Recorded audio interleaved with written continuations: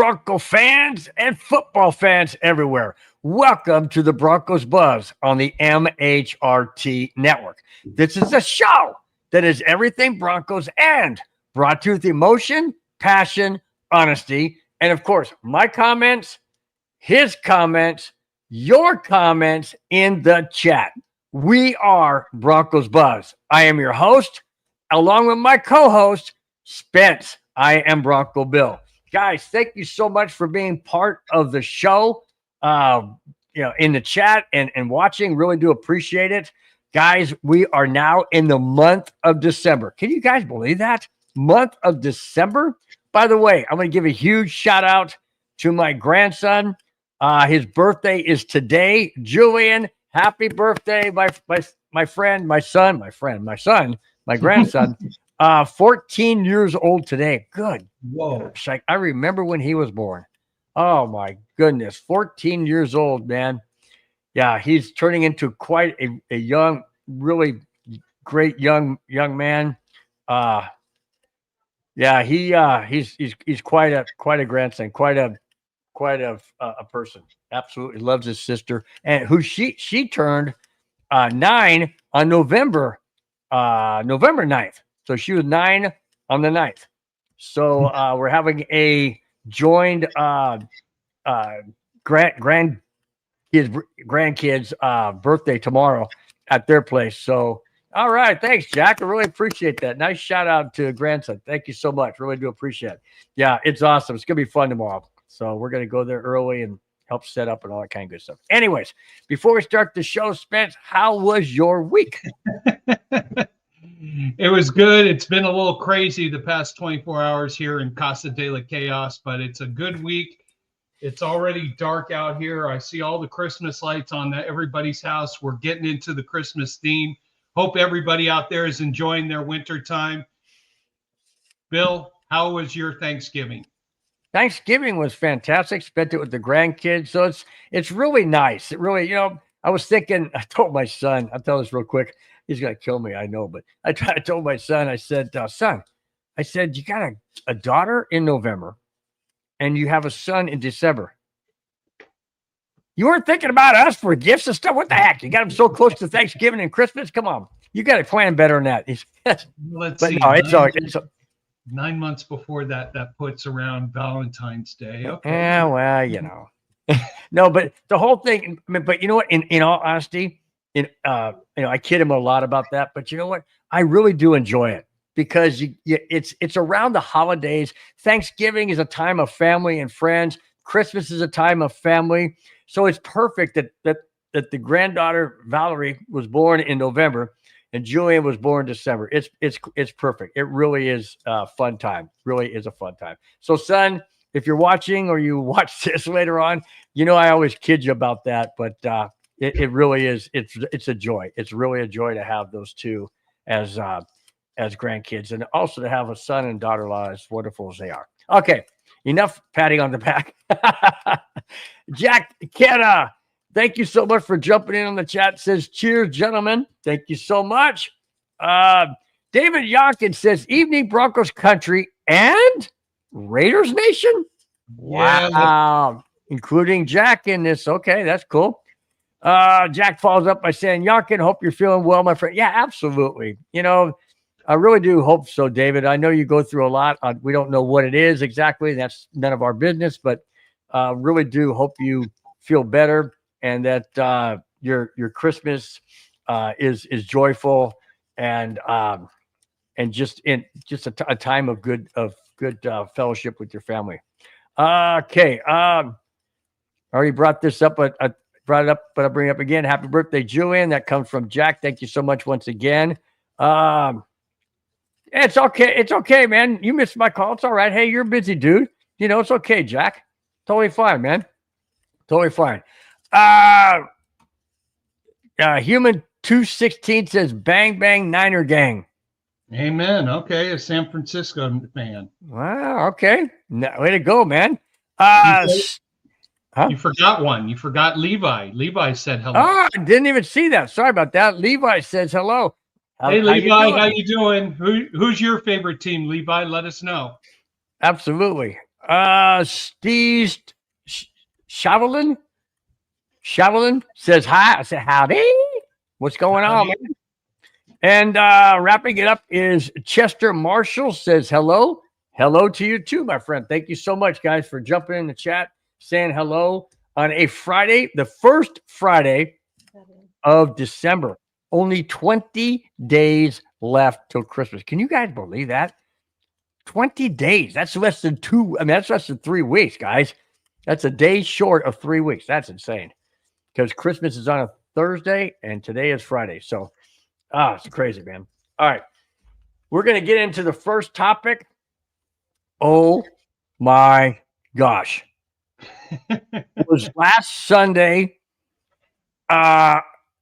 A game where I'm not sure about anybody else, but I felt like I lost 5 to 10 years of my life. That game was ridiculously close, way too close. And then to have it come down to a 2-point conversion try to win the game in overtime. Now, I thought for sure, excuse me, guys, I thought for sure the Washington Commanders would go to tie it up because there's still like 3 minutes left in the game. But apparently they didn't want to go and test their defense against the Broncos because if it was tied, the next score wins. Because in case you guys don't remember, the Broncos in overtime got the ball. Washington decided to kick off. Okay, they thought they could hold the Broncos to whatever. I don't know. But they kicked off. Denver went right down the field and scored a touchdown. I'm thinking, okay, we're golden. We're golden. All we got to do is stop them. No, not so fast. Spence will talk about that in a minute. But then the Redskins, Commanders, go down and score a touchdown. And there's like 3 minutes left in overtime. Do they go for one to tie it and next score wins? No, they go for 2 points. And oh my gosh, defensive player of the week, in my opinion, is Nick Benio. Jumped up to, there was a wide open receiver, wide open running back that came out. There was a pick play that they didn't call in the end zone.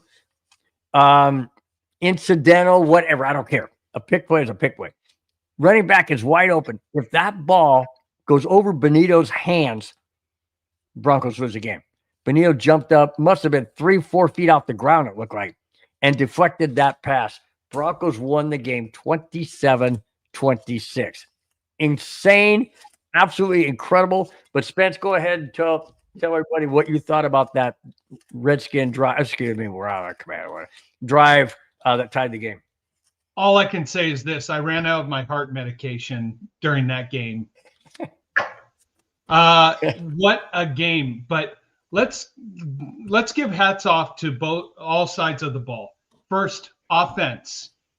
The offense for the first 3 quarters played like a great offense. They had 2 field goals, they had 2 touchdowns, and a punt. Mm-hmm. What happened to the fourth quarter that we've become so accustomed to these guys? Fourth quarter comes around, interception, 3 punts, 0 points. This is the first game that they've been outscored in the fourth quarter since the Charger game back in week 3. So wow. We had something that was a little unusual there. But offensively, Bo Nix, 29 for 45 for 321, a touchdown, interception. Running game was 23 for 87 yards. Okay, respectable. The offense did what it needed to do to produce, and they got 27 points. Defensively, I think either A, these players were not prepared for this game, or B, Vance Joseph did not have a good game plan because there was just wide open receivers everywhere. And where I think I lost my mind, and I texted you, Bill, and Madungus and everybody else, a minute to go in the game, 3rd and 25. You have the Redskins, Commanders, backed up, and you play a prevent defense. Mm-hmm. Now, I'd understand if it was 4th and 25 you did that, but it's 3rd and 25. Attack, keep attacking. What happens? You let a 19-yard down and out with no defense get caught. Guy gets out of bounds. They get time to put together a play for 4th down, get that 4th down. Mm-hmm. And what was our main topic last week? Vance Joseph for head coach. Mm-hmm. Not when you make decisions like that. So I think the Broncos as I've said, they play up to their competition. They play down to their competition. I don't think they were really prepared defensively for this game. They got the win. They got out of there. Whatever fingernails you guys have left, hopefully they grow back. But I would just say this.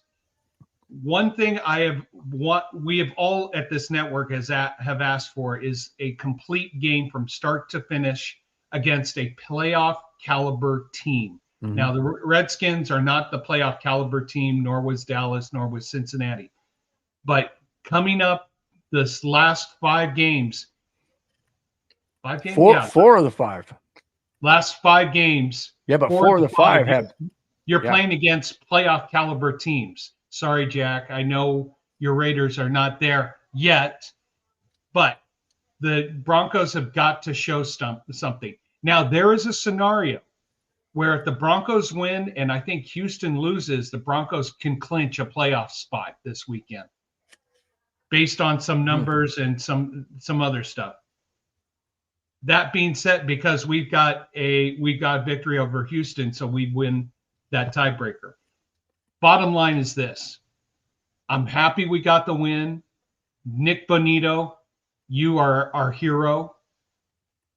We got out of Washington on the East Coast at 11 o'clock at night, their time, got out of there with a victory, and we got back home. Yeah. Now let's prepare for the Raiders. And not Vance Joseph, do not underestimate the Raiders here at all. Nope. David, no freaking way, dude. David in the chat pops in, says he has heart and lung issues. Oh my gosh. Oh man, David, feel better. I hope everything works out for you. Hopefully it's not any type of bad pneumonia, and it's something you can recover from. Yeah, I don't either. David, I wish you all the best, my friend. Thoughts and prayers go to you very, very seriously. Very, very, very, very much so. Put that way. It's me, says, I don't know how the Broncos have made it this far. You know what? I really don't either. I really don't either. How? I know 3 things. 1, a weaker than expected schedule. They played a 3rd place schedule. 2, a defense that was built or put together to really dominate. And 3, a cultural aspect where they they want to win. Look at some of the top teams from last year who lost their mojo.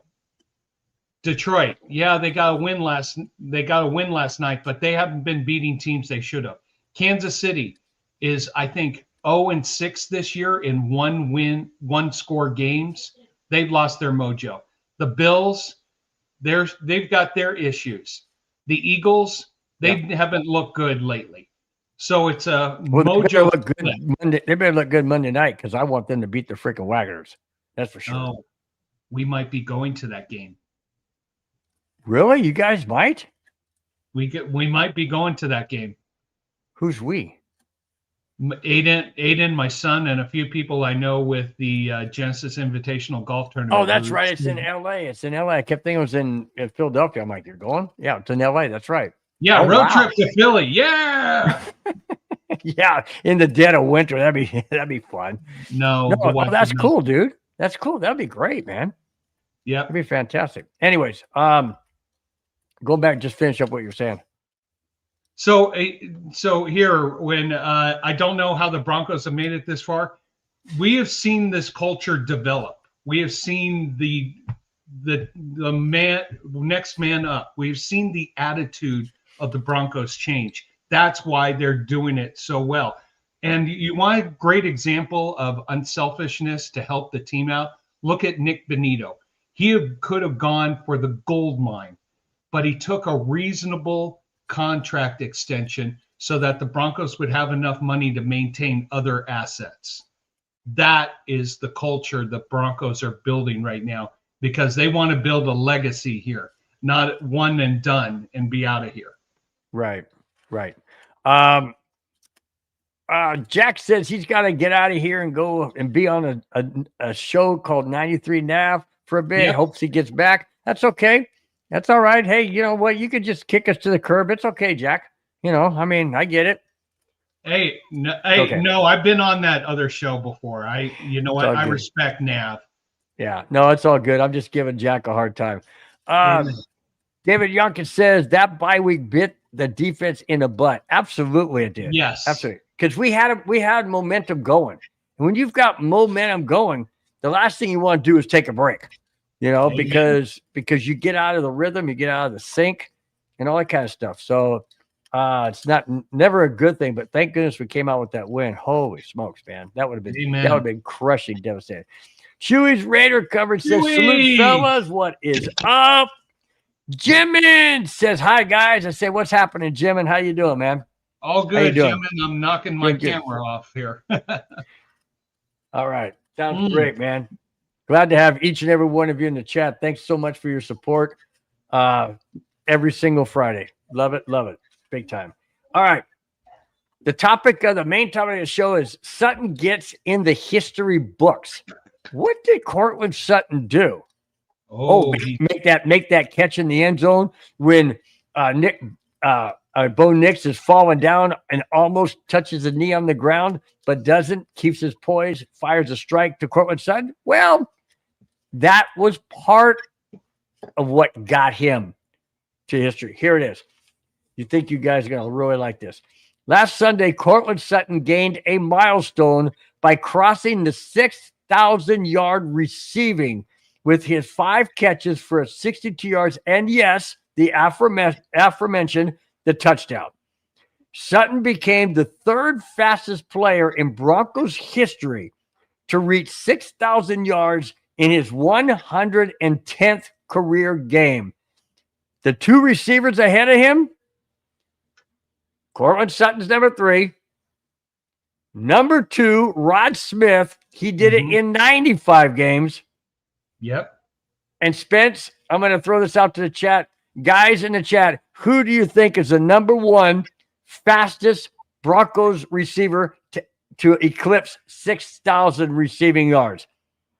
If you guys can name it, I'll give you 10 seconds.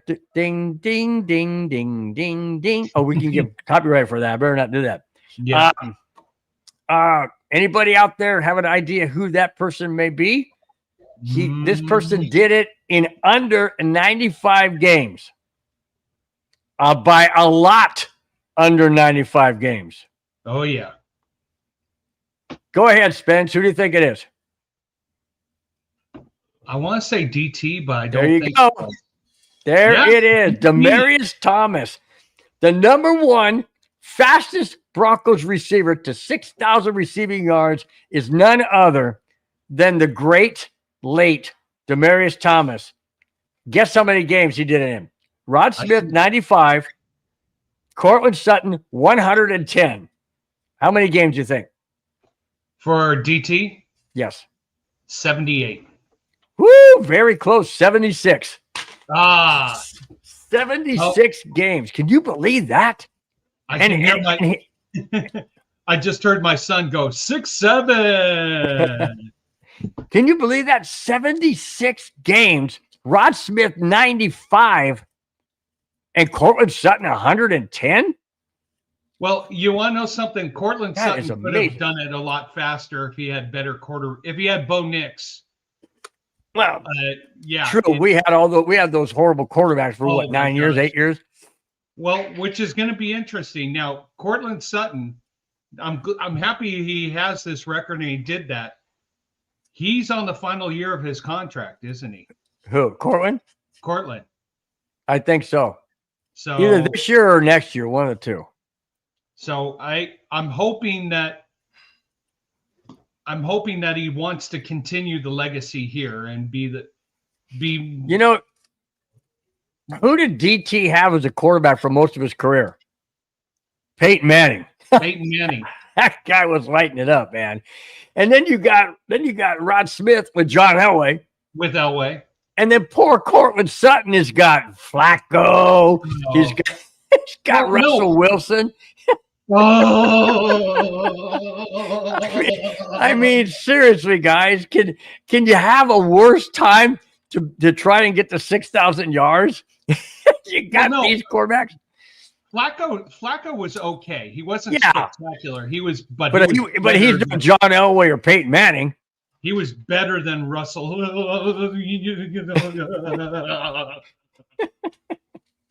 But you know what? You know what? Not happy with me doing the convulsions. But in all honesty, in all fairness, for Courtland Sutton to do what he's done, even in 110 games with those quarterbacks that he had to endure. Oh, sweet. David Yarkin said Courtland Sutton just resigned. I didn't hear that. That's awesome. All right. Sweet, man. But if you think about it, though, for him to be the third quickest to 6,000 receiving yards with those quarterbacks that were not consistent. I mean, not on the team consistently. They quarterback come in, then they leave. They come in, then they. You know what I'm saying? So that's pretty good. Rudy, my brother-in-law from Vegas, said, "Yo, what's up?" He said, "William," meaning me, I guess. I mean, my thing says Bronco Bill, but anyways, William is sitting on his last year. That is what Spence said. I know you call him Steve, but whatever. 4-year, $92 million. He signed? He signed. Nice. So, 4 years, 92. Sweet. So he's locked up. And then he's locked up. We've got PS2's locked up. We've got we just talked about Benito's it. Nick Benito's locked up. So you can see what's happening here is that the culture is trying to build and establish themselves and keep the leadership in the responsible positions and being a part of the team. Yeah. Because you can see the chemistry is really strong right now with the veterans here. Now I got a question.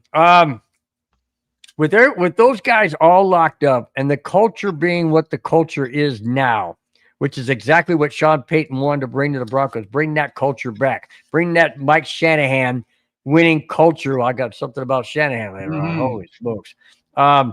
To bring that attitude back, that winning attitude of not going 9 seasons by not winning the division or getting back to the playoffs and all that bad karma. Bringing back the culture. Peyton only has 3 more years left in his contract after this one, correct? Or is it only 2? Because he signed a 5-year contract, and I believe, wait a minute, this is his 3rd year. It's twice with Bo Nix and 1 with your favorite quarterback, Russell Wilson. No. So therefore, he's only got 2 left. So my question is this. Does he re-sign with the Broncos? Oh, yeah. Or does he walk away and say, hey, 5 years is good enough. You guys are now on your own. You can take over yourself. I built this thing up. He is signed through 2027, but that's only 2 more years. 2 more years, but this is a chance to really develop another legacy. Yes, he had a great legacy down with the Saints, and they won a Super Bowl. Mm-hmm. This is a chance. How would you like to be a coach to have 2 substantial legacies in the NFL? True. You can't. I'm trying to. Dick Vermeil is probably one of the only ones that comes to right away with Philadelphia and with the St. Louis Rams. Dick Vermeil won a Super Bowl with the Eagles? No, he didn't, but he went to a Super Bowl. Okay. But the Eagles his Eagles during the time that he was in Philadelphia were always in the playoffs, always conference champions, always making headway, and were right there, but just never took that big step. Then he went with the St. Louis Rams and had the greatest show on turf. Right, absolutely. So Jimmy wants to know. He says, David, you're a channel member now? Yes, he is. Absolutely, he is. Yes, he is. And you guys can be a member too if you would like to. Brad says, good evening, my fellow Bronco fans. How are we doing today heading to the black hole to beat the Raiders in Vegas? Yeah, well, let's hope that does happen. Let's hope that does happen. Here's the question you have to ask yourself, Brad. Which Raider team is going to show up? A Raider team that wants to win, or a Raider team that wants to maintain their second overall draft pick? Yeah, true. Now, David has a really good question. This is for you, Spence. I'll throw it your way. Says, just wondering if all the contracts being signed is because the Broncos know Vance Joseph might be leaving. What are your thoughts?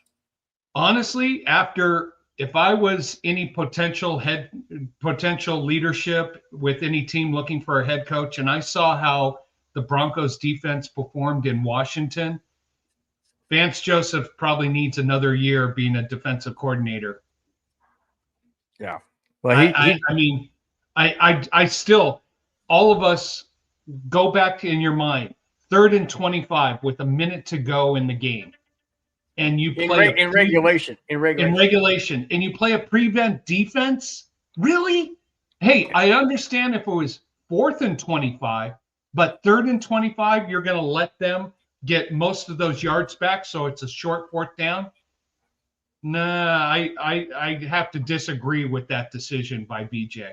And that's, what makes a successful head coach is the aggression that you have on both sides of the ball.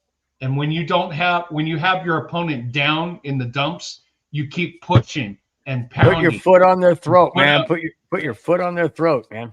Yeah. And honestly, that hurt Vance Joseph. Yeah. If I'm a team owner and I see that guy not going for the knockout, really? Yeah. Yep. So. Going back to Rudy's very first comment, it says, hi, Bill and Spence. He said Spence and not Steve. I'm impressed. Wait a minute, Rudy. A drink for you. Yeah, he said Spence and not Steve. That's impressive. David has a really good thought too. If the Broncos make it to the Super Bowl, let's hope so, Sutton might want to sign a team-friendly contract to stay here until he retires. But if he's already signed a contract, he can't sign another one, can he? No. He can't just like redo it. So, but maybe he's talking about afterwards, like when his contract is up again, saying, "Hey, that was fun. Let's do it again," kind of thing. Yep. Was Sutton was on the team when the Broncos won Super Bowl 50 or no? No. Oh no, that was 9 years ago, Bill. What are you talking about? Yeah. Frickin' A. Okay, never mind. Never mind. Things that make you go, Wow. Zach Waldy says Redskins will win the 2027 Super Bowl. Could happen. Hey. They looked good last year in the playoffs. And Jaden Daniels is supposedly coming back this week. Supposedly. Yeah. So, and I like the way Zach Waldy said Redskin or Wild. Okay, whatever. I'm sorry. I don't mean to pronounce your name wrong. I'm glad you said Redskins because it really never should be Commanders. That's just freaking stupid. And Jim says Vance might want to stay to win a Super Bowl. Well, if the Broncos, let's just fast forward and throw it out there. If they win it this year, does Vance say, okay, let's try and repeat like John Elway did in 97, 98? Or does he get a very, very good offer because the Broncos did win the Super Bowl? I don't know. It's one of those questions that we won't know until that time happens. Brad says Vance Joseph is not going anywhere because he dipped his toe in the head coach and did it work. So he is definitely not leaving, gentlemen. Well, I hope not. Yeah, and like I discussed last week, there are people who are offensive whizzes or defensive whizzes or special team whizzes.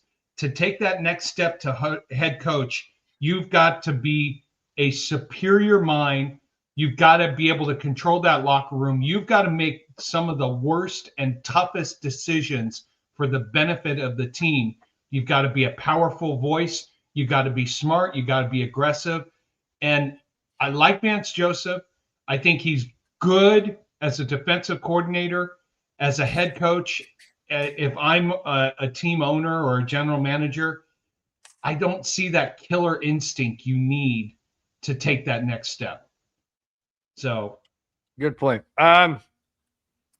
Jack Kenneth says, talking about the Raiders, only a pride win. If the Raiders win for a short moment, I want long term to compete. So in other words, basically, I think what he's saying, Jack, if I can, put words in your mouth, I think what he's saying is if the Raiders win, okay, it's only a pride win. We beat the number one team in the AFC West, potentially AFC period. But it's only for a short moment. He wants the long term. So I get that. So basically, Jack, do us all a favor and get a hold of Pete Carroll and tell him to throw the game. Throw the freaking game. We need to win. We need this win, dude. This is a great comment. Zach says Peyton Manning was more valuable to the Broncos than John Elway. Oh, now here's the thing. Mike Madugas and I go round and round this, and I say John Elway as a Bronco was I would take him any day of the week over Peyton Manning. And here's the reason why, real quick, Spence. The main reason why I would take John Elway over Peyton Manning is this. Peyton Manning came to the Broncos already established as a winning quarterback.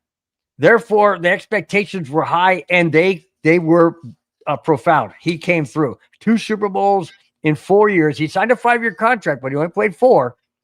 So therefore, he went to 2 Super Bowls, won 1, and never lost or never was anything less than the top seed in the AFC West. That being said, John Elway came in as a rookie, lined up behind the left guard at one point in time, and went to 4 Super Bowls and lost 4. But he also went back-to-back. Peyton Manning never did that.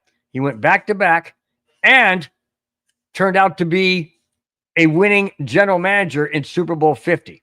Okay? Does that make John Elway better in the long run? In my opinion, yes, because where he came from to where he ended up. Peyton Manning came to the Broncos already established as a solid winning quarterback. Now, if you want to say what did Peyton Manning do in 4 years and take 4 years of John Elway? Okay. 97, 98, 96, 97, 98, 99. Okay? I'm just saying, guys, everybody has their own opinion, and that's all well and good. I'll tell you as I finish this and throw it over to Spence. I don't care. We had both of them, and we got Super Bowls with both of them. So I'm good with either one. All right? I'm good with either one. What do you think, Spence? No, and Zach, I appreciate your opinion here. Peyton Manning was, and I don't want to make this reference, but I think Peyton Manning was a blip in the legacy of the Denver Broncos, whereas John Elway was here for 15 years. He established a legacy, a transformative legacy with the Denver Broncos, taking them from a struggling team to a prominent team that was competitive for 15 years. They were always there in the division, in the playoff runs, everything. Even after John Elway retired, the legacy of the Broncos still continued. So I give the legacy edge to John Elway over Peyton Manning from a transformative aspect for the franchise. Mm-hmm. But well, Jack seems to agree with you. Jack, as a Raider fan, says, as an outsider, I'd say Manning is a better quarterback. John Elway means more to the Bronco team. Okay? Yeah, exactly. Exactly. Yeah. And now what makes Peyton Manning better than John Elway? Cerebral, the way he can analyze the defense. It can't be his arm, because John Elway's arm was like a rocket. He doesn't scramble like Elway did. So what would make Peyton Manning not more valuable, but a better quarterback than Elway? That's always been my question. What makes him better? I think you just answered it. Peyton Manning knew and understood defenses, I think, better than John Elway does. Yeah. John Elway had that rifleman attitude. I'm just going to gun it in there. Peyton Manning had that chessboard strategic maneuvering around, look for the advantages, thinking strategically and all that stuff. So when it came to the thought process of the game, I think Manning was better. when it came to the longevity and to the stamina of the game, Elway was better. Yeah. You just go back to Super Bowl 32, where he does that whirly bird. He wanted that first down so bad, he was sacrificing everything. So yeah, I mean, it's really a good topic to discuss. No answer is wrong. Elway was great. Manning's great. They're both in the Hall of Fame. There's the answer right there. They're both in the Hall of Fame.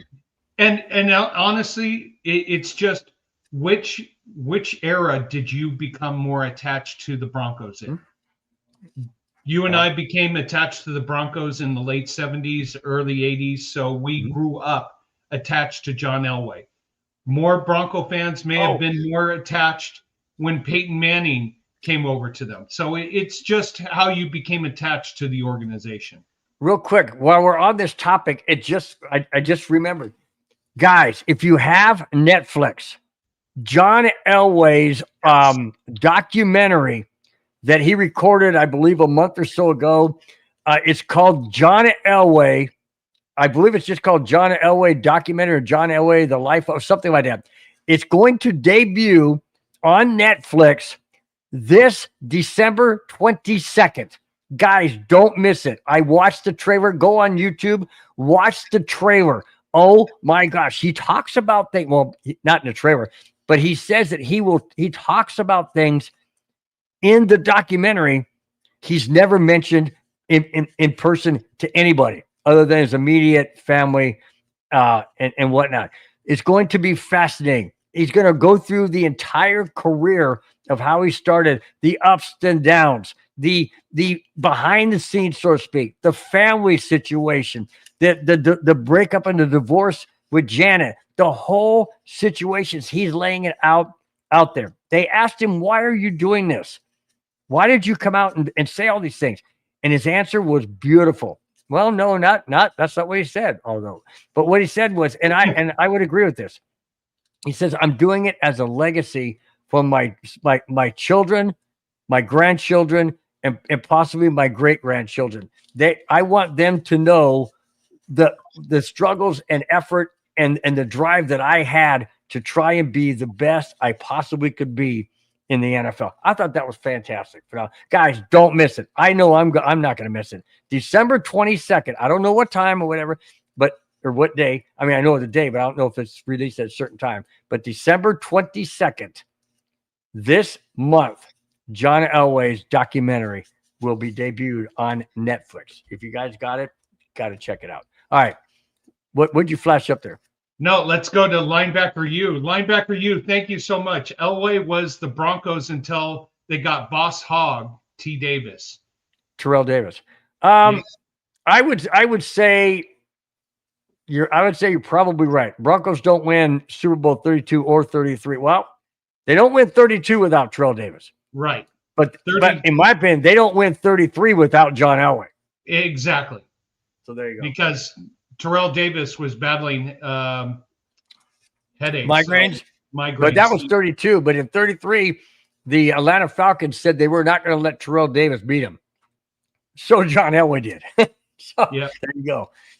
There you go. All right. Manning was so great, he took the Colts to one Super Bowl. Well, it wasn't Manning's fault that the defense couldn't stop anybody and that the defense couldn't stop the Patriots.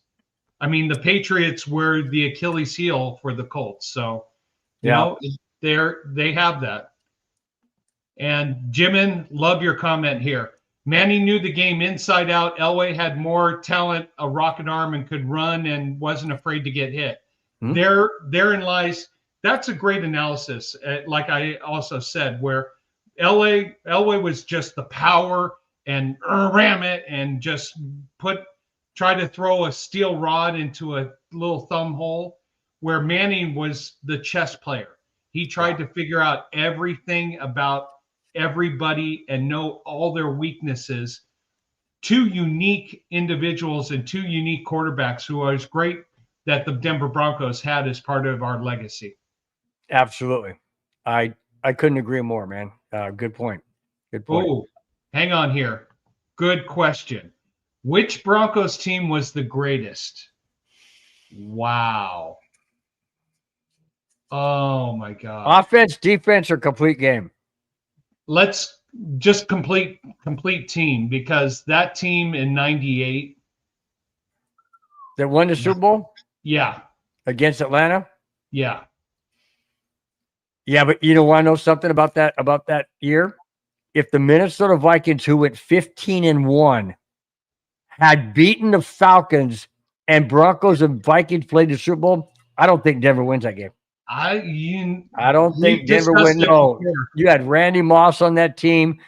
That was an absolute 15-1, dude. Come on, you're 15-1. No, get a kicker. I know. Yeah, the kicker. I would say, okay, real quick before we move on to the next topic, I would say best defensive team, because I can't say overall. Best defensive team was Super Bowl 50. Yeah. 2015. Best offensive team, Super Bowl 33. That year. I would agree. But I'll say this. Yeah. We make the Super Bowl this year and win it. That best defense may have a little competition. Yeah, but you can't take anything away from Von Miller. No. And what was the guy on the other end? Von Miller and the Dallas Cowboy. Yeah, he came from Dallas. Why just me? Can't remember the name. Hang on, linebacker. 1977 was the best. Ooh, that was a great team. That went to Super Bowl too. That was against the Dallas Cowboys. Dallas Cowboys, who rolled all over them. Yeah. So, but that no, was a good team. No, linebacker. Oh, wow. DeMarcus Ware. Yeah. Good call. Yeah. Doomerville was good. Elvis, I'm telling you guys, the Broncos have had. That's what angers me about the Hall of Fame. They don't put these guys in. They just don't. I don't get it. Before John Elway joined Denver, they were a laughingstock and nowhere to be heard from. John Elway put Denver Broncos on top, became a popular team, never wore any other jersey too. Absolutely. That's another thing, Dylan. And that's what the legacy aspect that I spoke of, that John Elway. I'm sorry, that's from Ed. That's from Edwin. Yeah, where John Elway was a transformative legacy player. He may not have had all the wits and all the knowledge that Manning had, but he was so transformative that he left an impression on the league for many years to come. Yeah. Yeah. Now, speaking of wide receivers and what we were talking about with Demaryius Thomas and Rod Smith and Courtland Sutton, the Broncos added another wide receiver. Because I'm a Bronco fan, we are building.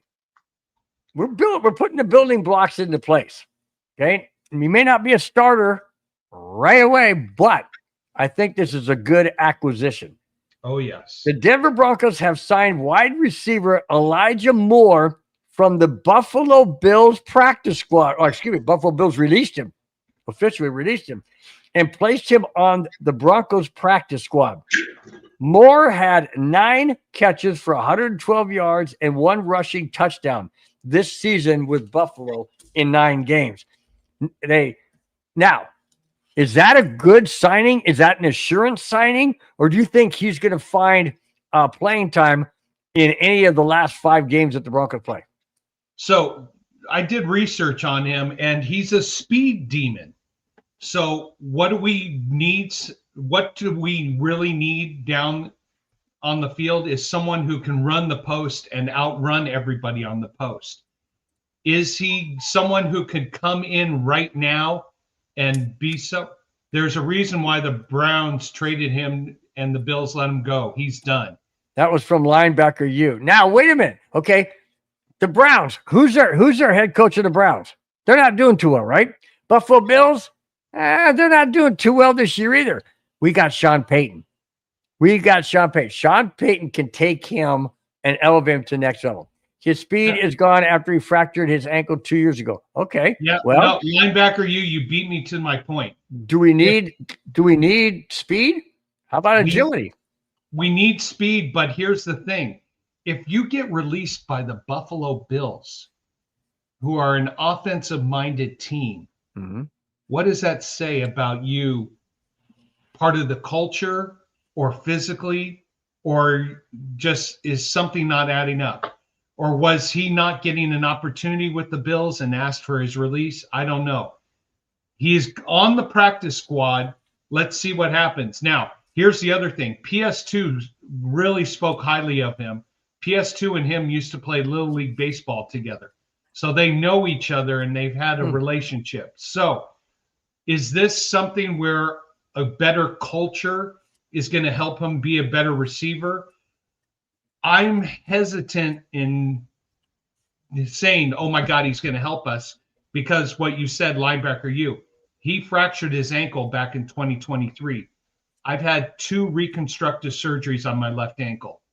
I don't play basketball anymore. I don't do any hard surface. I play a ton of beach volleyball, but once you have a surgery on an ankle, it's never the same. Any doctor will tell you, you go from 100% easily down to 80%. Let's see what he can do for the team. Is this a change of environment that may help him? In Sean, we trust. So that's maybe he make it. Maybe he can just catch those short passes or down and outs, a little slant or something. Who knows?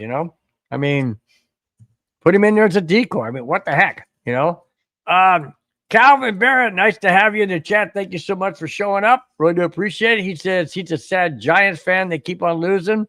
But he comes up and says, well, at least we won over the Eagles, and the Eagles lost to the Cowgirls. Well, there you go. So Calvin, I want to ask you an honest question. Do you think the firing of your coach was justified? Because I don't think so. You guys had so much momentum. Like the Broncos, we had to go through a learning experience of losing those close games. You guys were in so many of the games, but you just couldn't finish. That's learning. I don't think it was your head coach's fault. I think it was your GM's fault, who brought that disease, that cancer, that Russell Wilson. I think you made a great draft pick with Dart. I see a very positive future for the Giants. They just need to get a coach who will take them to the next step. I liked your head coach. I think he should have been given a full season chance with Dart. But tell us what you think about that. David, hope you're gonna feel better soon, bud. Really do have you in my thoughts and prayers for sure. Russell Wilson has the only reason he's hung on too long is because GMs are stupid enough to think he can help a franchise or an organization. Russell cares only about 3 people: himself, and himself. Me, myself, and I, right? Yep. Yeah. Russell Wilson is a cancer. All right. If there's ever, you want to create a stage 5 cancer, that's who Russell Wilson is to any football team. Yep, no doubt. Okay, let's go through some of these other topics. All right, I'm going to bring this one in because it involves the AFC West, and it definitely could help with the Broncos, hanging on to the top spot in the AFC West. Here we go. The LA Chargers, play the Philadelphia Eagles, speaking of them, on Monday night. However, Justin Herbert fractured his non-throwing hand last week against the team we play Sunday, the Raiders. He is now listed as day-to-day. So if he plays and they have it all taped up or a slight cast or something on there, you don't think the Eagles are going to go hard after hitting him? You don't think the Eagles are going to do whatever they can to disrupt him and cause him discomfort? I don't know if you saw any of the game, Spence, after Herbert fractured his left hand. Every time he was going back to pass, he was going to get hit. He always put his hand way up here, like, don't hit this, and he's telegraphing. Hey, it's hurt. I would go after that thing. I would grab it and twist it like a freaking pretzel. Okay, you got 15. I don't care. You're done, dude. You're done. It's not my team, Cairo. It's not my team or my man. But does that make sense? I mean, if the guy's going to play injured, don't you think they're going to go after him, knock him down, try and pin him down, get his arm pinned underneath him? The Eagles have to win this game, not because I want them to, although it's because I want them to, but they have to if they want to make the playoffs and a push to win that division. They have to stay strong. It's in LA, like you said, you might be going. Do you think the Eagles go after Herbert and his injured hand? Number two, do you think the Eagles have a chance to beat the Wagoners this Sunday? So let's see how your second favorite team, the Bolts, Vikings look like crap.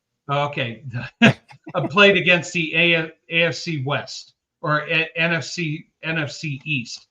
They lost to the Giants. Mm-hmm. They let's see. The Cowboys, did they play them? Commanders beat them. Yeah. They don't play the Cowboys, right? They haven't played the Cowboys yet. Or do they? And we're going to the football game, and I'll tell you this. Each time I have gone to a Chargers football game, they have lost. Wow. Ooh. Linebacker you says the best thing for the Wagoners is Herbert gets hurt and they put in Lance. With Lance, Harbaugh can run his actual offense he wants. Ooh. Maybe I don't want him out then. Oof. I don't know, man. I don't know. I see where you're coming at, linebacker, and it's just I worry about Lance and his throwing. He has a tendency to throw bad picks at the wrong time. So you know what? It's going to be interesting to see what happens. That's Monday night, guys. So the Broncos will definitely know where they stand. I mean, obviously, if the Broncos win, doesn't matter what the Wagoners or Chiefs do. Doesn't matter. But Tim Tebow was never given a chance by the Broncos to be great. Zach, I would absolutely 1,000% agree with you. I would absolutely agree with you. And here's the reason why I agree with you. Because as soon as the Broncos lost that game to the Patriots, after beating, that was crazy. After beating, I don't know how that happened. After beating the Steelers on that great overtime throw from Tebow to Demaryius Thomas, the late Demaryius Thomas, John Elway couldn't wait to kick Tim Tebow off the team, literally. Yeah. I mean, you could see Elway on the sideline. He's like, yeah, he wasn't really into it. He didn't like. He said, I don't know if he said or not, but his attitude was kind of like he's not a typical, NFL quarterback. Doesn't matter. He won games. He absolutely won games. Do I think the Broncos could have ever won a Super Bowl with him? I don't know. He wasn't on the team long enough. I have no clue. But the point I'm trying to make is I agree with you, Zach. I don't think the Broncos gave Tim Tebow the what's the word I'm looking for? I don't think they gave him the respect. I really don't think they gave him the respect that he deserved. And you know what? Tim Tebow's been so good about it. He never put the Broncos down. He said, thank you so much for the opportunity. He never once said anything. And of course, that goes back to his faith and his belief and trust in God. So all of that has to do with it. That being said, I totally agree with you, Zach. Broncos never gave Tim Tebow, in my opinion, his rightful respect and spot that he should have deserved. I'd say this, John Elway, a gunslinger. So he cared more about quarterbacks who could throw the ball like a bullet. Then why did you bring Peyton Manning to the team, John? Oh, you wanted to win. Tim Tebow in college was a winner. Oh no. Why? Okay, you know what? Hang on. Carry the show a bit. I'm gonna jump out. I'm at go. I'm at 10:20 on thing. I think that's what's doing it. So hang on. All right. Let me jump back. Well, Bill fixes everything here. I will go catch up on the comments here. Bill, don't insult your Bolts. Come on, man. Yeah, we all know his All right. hidden love there. J36912. Speaking about first place, I guess you are a Bears fan, Jay. So you know what, Jay? I'm going to tell you this. I have seen Bears looking Williams. good. Well, they're fortunate because They're looking good though, dude. But Williams, out of 33 quarterbacks, he has got the lowest completion percentage of the top 33 quarterbacks in the league. I've seen Williams here for USC. He's great against weaker teams, against 500 teams, but when he gets up against the big boys, he's going to crumble. You know what? Jay, I hope things happen. It'd be interesting to see if you guys win out and have that number 1 seed. So that would be interesting. No, Bill Spence. He does not watch Bolts games like you being a Bolts fan. No, I want to know what our AFC West teams are doing. That's why. Let's go to something better than that. How about this? Eagles go to LA and pull the plug on a wagon of his playoff hopes. Fly, Eagles, fly. Fly, Robin, fly. Oh, that's a different song. Never mind. How about what's that Eagles song? That not Eagles song. The Fly Like an Eagle. There you go. Hey, fly like an eagle to the sky. Fly like an eagle. Yeah, well, see, there you go. We got to be singing that on Sunday, brother. That's what we'll be singing, Fly Like an Eagle. There you go. Last time I checked, Edwin, what are the chances of Denver Broncos going to the Super Bowl? I think the chances were, at the beginning of the year, I think they were 2,500 to 1. Now I think they're, last time I checked, I believe, I could be wrong. You can look it up, Spence, on the internet if you want. I believe it was 950 to 1. So to win the AFC. No, get there. Oh, sorry. Yeah, to win the AFC. Let's see. In Denver Broncos to win AFC. Hey, Cairo, what do you mean we got mental problems? Spence, you and Bill have mental problems. Yeah. What the heck are you talking about? Why do you think we're Bronco fans? We're mental. I'm happy to have mental problems. We live here in California. Everybody has mental problems. You know what? Cairo, welcome to the family. Grab a beer, enjoy. Because we're Bronco fans, we're mental? You want to know something? Life is a mental problem. Oh, there you go. Linebacker, I think you nailed it on the head. Tim Tebow didn't get a chance because the NFL was not open to the RPO offense as of yet. Yeah. Well, and also, I hated when... Well, they had, what's the name? They had Michael Vick. He was a running guy. Yeah, but no, I hated that the ESPN so many times did this. Well, the Tim Tebow has the longest arm swing and the slowest and takes 1.5 seconds to throw the ball where everybody else is this. You know what? People find a way to bash people who win. Tim Tebow was a winner, and he brought a winning culture. And I'm sad that he couldn't get past Tom Brady and the Patriots, but Tim Tebow brought a winning attitude, and that's what you need. Exactly. You know what's funny? Go back and look at all the games that Tim Tebow won in the fourth quarter. Yeah. And people are saying, well, it's because he never did anything in the first three quarters. Hold on a second. Go back and watch some of the Bronco games this year. Yeah. Giants. Sorry about that, about the Giants.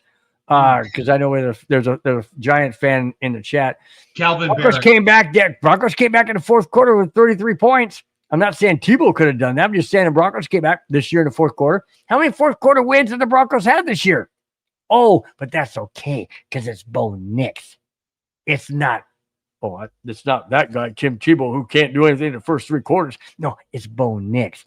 It's not Bo Nix's fault in the first three quarters. Come on, guys. I mean, it's the exact same thing. But because Tebow is more NFL style, then Bo Nix is more NFL style than Tim Tebow, it's okay. Doesn't make sense. It doesn't make sense. You know what? I like this, what linebacker said. Tebow never stood a chance when, go back to this one. Yep. You put prime Tebow in Baltimore or Philly, and they have a dynasty. Yep. There you go. I agree. And then this one too. Brad says Tebow was a national championship with the Gators. Okay. You're right. He was. So why could that translate to the NFL? He was doing the same style. I don't know if you guys remember this or not, but against the Miami Dolphins in the fourth quarter with like 5 minutes left in the game, Denver is trailing 12-0. Tebow gets a touchdown, makes it 12-7. The Dolphins get the ball with 2.5 minutes to go, and somehow Denver gets the ball back, and Tebow drives it down for the winning score, and they win 14-12. It's uncanny. How about against the Bears? Sorry again about the Bears. How about the Bears? When the Bears running back doesn't go out of bounds, and the clock keeps running, he goes out of bounds. He goes out of bounds, stops the clock. Denver ends up getting the ball back, and Tebow drives it down for the winning score. It's just crazy. Problem is, and where we give John Elway accolades for being the player, we can't give him the accolades as the GM because John Elway had no patience and wanted a gunslinger at quarterback and not a smart, cognitively aware quarterback. So yeah, I mean that's on Elway. Linebacker says AFC West will only have one team in the playoffs. Well, right now, currently the Chargers are sitting number 6 or 5. So right now. So hey, you know what? Jaguars are 4. Linebacker. I have said my dream is I hope that all 4 teams from the AFC West make the playoffs one year. I know Bill doesn't like that. If only one team makes the playoffs, as long as it's our Broncos, I'm fine with that. Well, right now it's sure looking good. Okay. Let's move on real quick, man. On the Texans and the Jags. Well, it's going to be we beat the Texans, and we got to play the Jaguars in a couple weeks. Not this week, next week, I think we play. Right. Yeah. So it's the Jags and the Texans. I haven't seen a quality win from them yet. I've seen good wins, but not quality wins. I'm not counting Kansas City as a quality win because Kansas City's on the. Yeah. New person in the chat tonight. Joshua says Giants are. Well, San Francisco Giants he's talking about, I think. Oh, well, no, if you're talking talking about New York Giants. Well, if you're talking about the New York Giants, Joshua, I agree. You've got a disease on your team. It's called Russell Wilsonitis, and that's what happens. Yeah. There you go. Linebacker says the Giants actually have a damn good team. The situation is bad. You can't have a leaderless team. There you go. Well, linebacker, let me ask you this, and I asked this to Calvin also, and I didn't see a response. Do you think the firing of the head coach was justified? I did not think he should have been fired. Ooh. He was definitely putting some momentum together. I think the general manager should have been fired and probably will get fired after the end of the season. And you froze. I know. I'll be back in a minute. Right there. Linebacker has a great question. Who was a head coach when Tebow was quarterback? Was that Vance Joseph? No. Was that Vic Fangio? No. Who was that? Who was the head coach? That's a good one. I want to say it was the former quarterback who. Well, not Kubiak. It wasn't Kubiak. Wasn't Kubiak? No. Kubiak was only a head coach that one time with Peyton Manning won Super Bowl 50. That was it. I believe. Oh, McDaniels. McDaniels was a head coach. Or no? No, he drafted him. McDaniels drafted Tim Tebow, so he's a head coach. Oh, it wasn't John Fox? Oh, it could have been both. Because Tebow was there for a year and a half. So it could have been. It could. You know what? I think it was McDaniels who drafted him. Then I believe Elway fired him as a GM, and then had John Fox, and John Fox was one. You're right. It was John Fox. You're right. It was. Good call, man. Yeah, it's a good call. Good question. Speaking of Mike Shanahan and head coaches, or we were speaking of Mike Shanahan earlier, but speaking of head coaches, Mike Shanahan cannot catch a break at all. Cannot catch a break. Well, for that matter, the Denver Broncos can't catch a break for anybody getting into the Hall of Fame lately. This is, to me, I'm going to go nuclear on this one because I don't agree with the person that was put in place of Mike Shanahan. And it's because he is still coaching. I thought you had to be retired. Okay, here we go. Former Broncos head coach Mike Shanahan got snubbed again by the Pro Football Hall of Fame. Shanahan was a semifinalist, but was pushed aside in favor of Bill Belichick?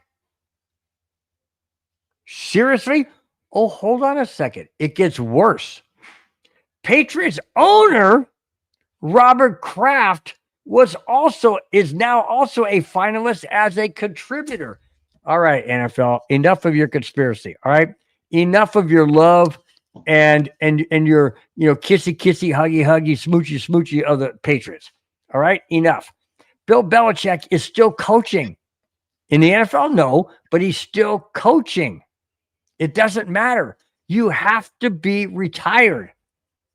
What if he comes back? What if an NFL team calls him and says, "Hey, we want you to be the head coach of the Giants. We want to be the head coach of the Raiders. We want you," and he comes back. What if he does come back? What if it's money that he can't refuse? He never said he was retired from the NFL. He just stepped away from the Patriots, but he never officially retired. How in heaven's name can he be a candidate for the Hall of Fame? And not only that, you have to be retired 5 years. How is this even possible? The Hall of Fame is it's totally slanted towards their favorite teams. It's totally slanted towards their favorite teams. That's what it is.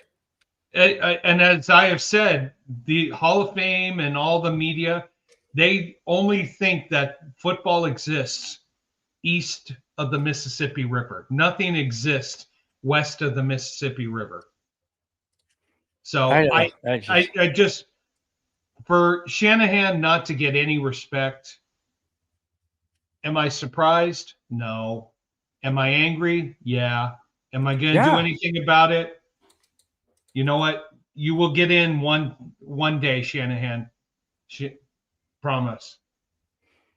But the thing is he going to get in like Pat Bowlen did, where either he doesn't even know what's going on or he's not even alive anymore? That's just wrong. Real quickly, guys, before we move on, let's take Mike Shanahan's career as a Broncos head coach. Look at his tree line. His son is coaching in the NFL. He's doing quite well. Okay, taking the 49ers to the Super Bowl. All right. You got John Lynch, who Mike Shanahan coached on the Broncos. Did he not? Was it Shanahan? Or maybe it was Bass Shanahan. But anyways, because John Lynch was on the Broncos for a short time. Anyways, look at Shanahan.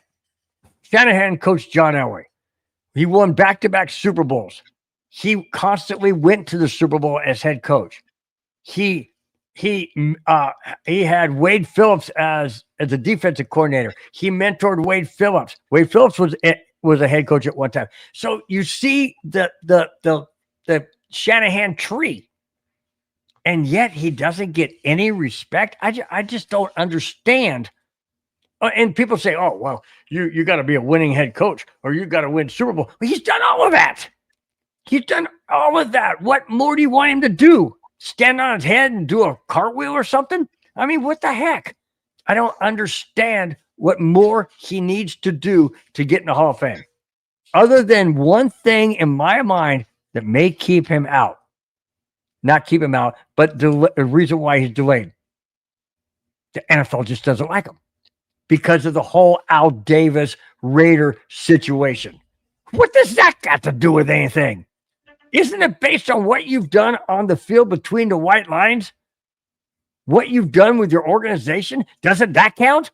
Oh, no. It's got to be petty stuff. It's got to, you don't like these guys. You treated the Raiders wrong. Bull crap. I'm sick and tired of this stupid, childish games. Put the guy in the hall where he deserves. I can't say anymore, Spence. You got to take it.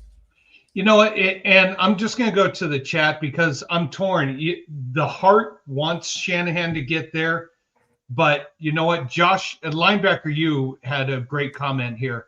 Shannon only went to 2 Super Bowls as a head coach. Well, there's other head coaches who have gone to 2 Super Bowls who have made the Hall of Fame. Dick Vermeil. So, oh, I got a better one than that. How about the head coach of the freaking Wagners that ended up, what was his name? Air Coryell. Don Coryell. He never went to a Super Bowl. And he's in the Hall of Fame. I know, but it's so political in the National Favoritism League. Sorry, my neighbor here is revving his car up. Mm-hmm. I can't hear it. It's okay. Okay, we can't hear it. But it's one of those things that honestly I'm not overly worried about. Oh, come here, Brando. Are you okay? Are you scared? Oh, are you scared? Are you scared of the guy? Don't like loud noises. Are you okay? What do you say to okay. Bill? You okay? It's okay. It's okay because he's licking. Okay, I agree with that linebacker.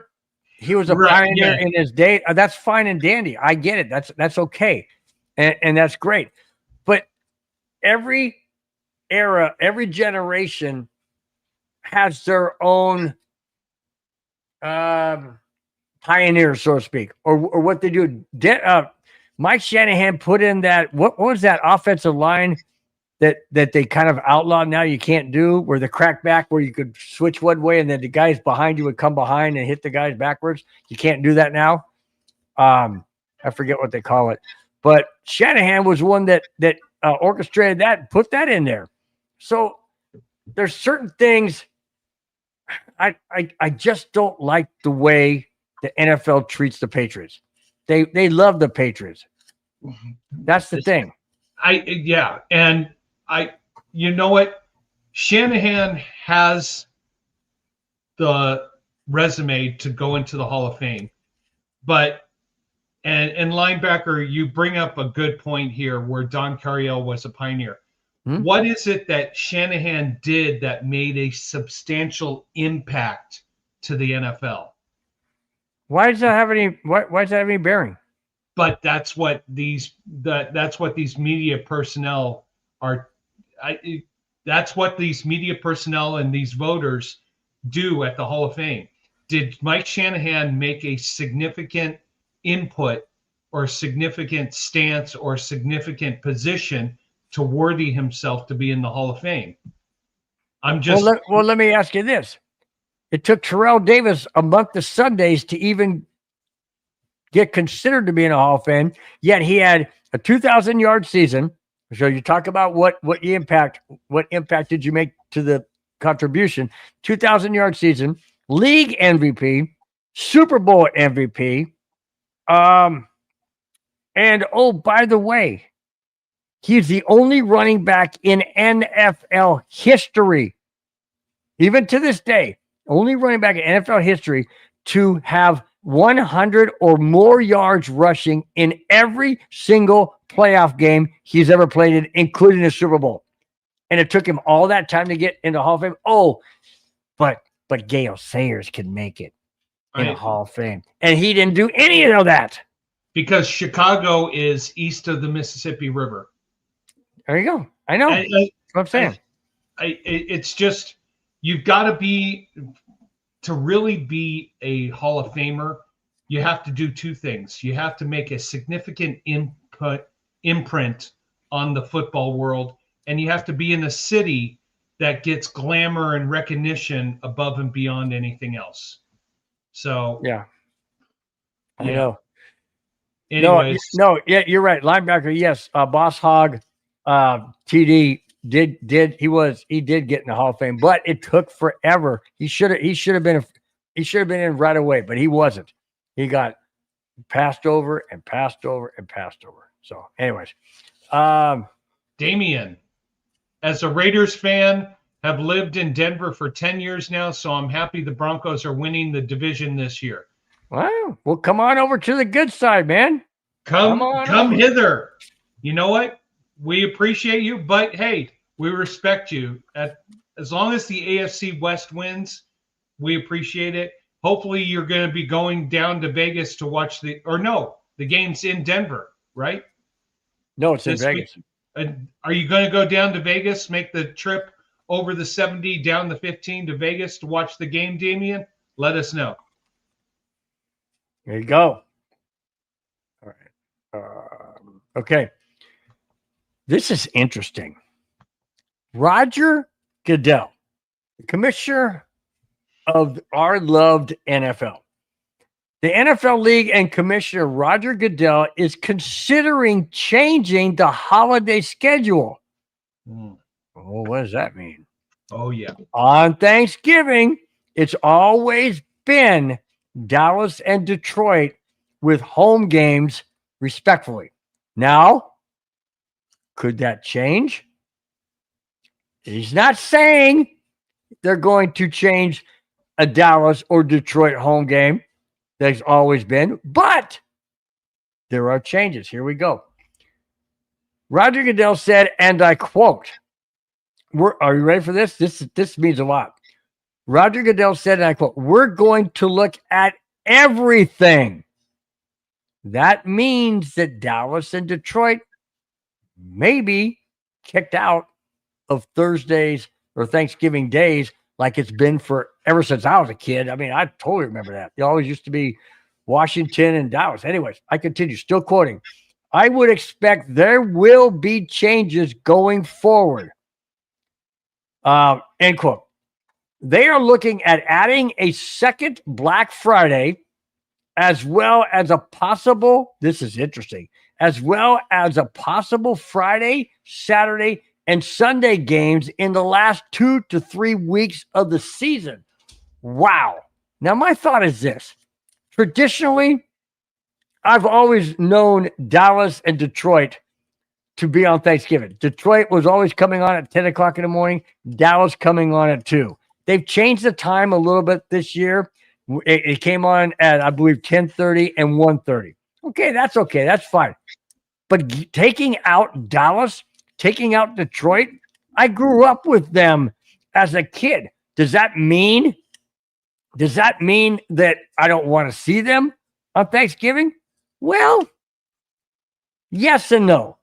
Traditionally, I would like to keep it the way it is. But as a Bronco fan, I would love to see Denver have a home game on a Thanksgiving or a Vikings home game on a Thanksgiving or, a meaningful game that has implications to the AFC West.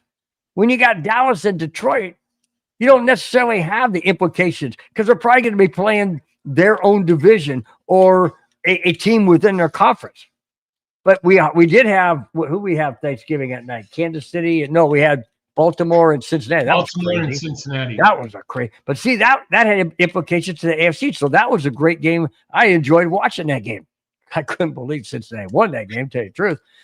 But I know you bet and won. But the thing is, I'm trying to say is do I like that? Okay, that's okay. Now, the Friday. They're talking about making a game Friday, Saturday, Sunday. Well, obviously Sunday, but Friday, Saturday. But listen to this. That means it would be Thursday, Friday, Saturday, Sunday, and maybe Monday. What are we going to have Sunday during the day? 2 games? Because everybody else is playing the other days? I mean, I don't. Is it too saturated? Is it going to be too? I don't know. Just overly saturated. I know the NFL loves to promote it's business, and that's all well and good. But sometimes too much of a good thing can cause you to turn away because you just don't have enough time, especially if you're doing it the last 3 weeks of the season when you're around Christmas time, you're around New Year's time, you got the college bowl games. I just think it's going to be too much. I really do. What do you think, Spence? No, and you want to know something? Well, let's start with Thanksgiving first. We have all grown up knowing it's going to be Detroit and Dallas. And now we've got another game on Thanksgiving. That's fine. You got Detroit, we all believe in traditions. And there's nothing wrong with having Detroit and Dallas playing on Thanksgiving.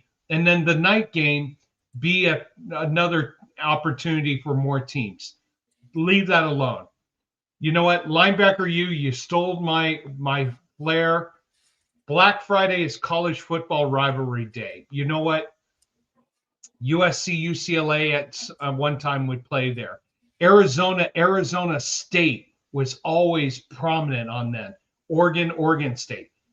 Leave it alone. I know Roger wants to try to spread it out and get more, but what you do is, but when you try to get more days, you're taking people away from opportunity. What makes the NFL so unique is it's on 1, maybe 2, maybe at the most 3 days a week. That should be it. Don't oversaturate. Don't keep having us have games and games and games. Let us live our lives. I mean, baseball is on every single night. Do you think we can watch every single baseball game? No. We watch what we can. You pick and choose. I would say this. If the NFL wants to try to do it like the last week of the season, to not conflict with college football, or do it on a week when you're not conflicting with college football, okay. Make that agreement, something around Christmas time where you're playing on a Thursday, Friday, Saturday, Sunday, but you conflict with the bowl season. There is an issue here that I know Roger Goodell is trying to expand and get more attention and everything. But when you try to expand when you're not ready, then what you're going to do is oversaturate your product. And then what's going to happen is, oh, we're on Friday night. Well, Friday night, people are doing other things. The sponsors are expecting. Well, wait. We're on Friday night, dude. What are you trying to say? No, what I'm trying to say is people are doing other things, like watching our show on Friday night, not watching the NFL game. Jeez. Really? Wow. I'm like, dang, don't kill our show, dude. Don't kill our show. I'm not killing our show, but I'm just saying what makes the NFL so unique is Sunday is their day. Sunday. Now you're trying to go into Thursday, Friday, Saturday, Sunday, Monday. You're taking the uniqueness and the specialness of Sunday. What's going to happen to the Red Zone channel? We're going to have 2 games on, and we're going to go. People aren't going to watch Red Zone. Well, so Red Zone is only on Sunday, from what I understand. And you know what? And lately, Red Zone with the buys, the games on Thursday, the games on Friday, Black Friday, the game on Monday. The Red Zone this past Sunday had 6 games in the morning and only 3 in the afternoon. It's like it's almost like the Red Zone's going to go away because there's just not enough games to watch. Exactly. So I understand what Goodell wants to try to do is try to have more visual of his more days of the week. But then you remove the uniqueness of Sunday from the fans. So absolutely, and that's why Jim says I only watch NFL games on Sunday. Yeah, there you go. Well, unless Denver's playing on a Thursday or something. But let's be honest, if you want to have games on a Friday, you're taking away from college football. You're taking away from high school. There's always been a gentleman's agreement between the NFL and college not to interfere, and especially high school, not to interfere with that aspect on Fridays and Saturdays. Yep. If Goodell does this, you're basically telling the rest of football, you know what? The NFL is more important than you guys. Yeah, and that's you can't do that, man. You can't You can't slight the high school, because without high school players, you don't have college players. Without college players, you don't have pro players. So you can't do that. Speaking of Colorado teams, this is fascinating. This is absolutely fascinating. I never knew this. The 3 Colorado pro teams that play in the month of December are the Broncos, the Avalanche, and the Nuggets. All 3 of them had a combined 28 wins out of 31 games in the month of November, which was the best month for any city in sports history. 28 wins out of 31 games. And here it is broken down. Avalanche went 11-0-2. Let me clarify that. The 2 overtime losses don't count as regulation losses because you get a point. So that's thrown out. So the overtime losses don't count in this equation. Okay. Avalanche 11-0-2. Broncos 4-0. Nuggets 11-3. Adds that up to 28-3. That is insane. The best record by 3 major teams that play in the month of November in the history of sports. That is absolutely remarkable. And of course, the Avalanche decided, well, you know what? Screw that. We got it for the month of November, so screw that. We're just going to screw it up for December. And they probably lost to the Islanders last night 6-3. But that was a great brawl they had at the end of the game there. I know. Anyways, Well, that's because they were pissed off because they freaking got beat. Because Avalanche had only lost 1 game up at that point, obviously, and Islanders had lost 10. And that I'll tell you what, the Avalanche just looked like garbage last night. They couldn't do anything right. But that I have to give it up to that goalie of the Islanders. He was standing on his head, figuratively and literally, and stopping everything in sight. Point blank shots, everything. Hey. Victor and I, what's going on? Cheers, fellas. Go Broncos. Absolutely. Thank you so much, man. Appreciate it. Hang on. What's that? Dad just texted and he said, we are at, hang on here. Dad just said, we're at a local cocktail party and we have you guys on the big screen TV and people are watching you. Dr. Lennon is a big fan. Dr. Lennon, thank you so much. Thank you so much. Really do appreciate it. Thank you. Absolutely. Wow, that's so cool, man. We have to have your dad as general manager of the show. He's doing a great promotion, man. Hey, and he's in Colorado, so he's promoting Colorado. Nice. Love it.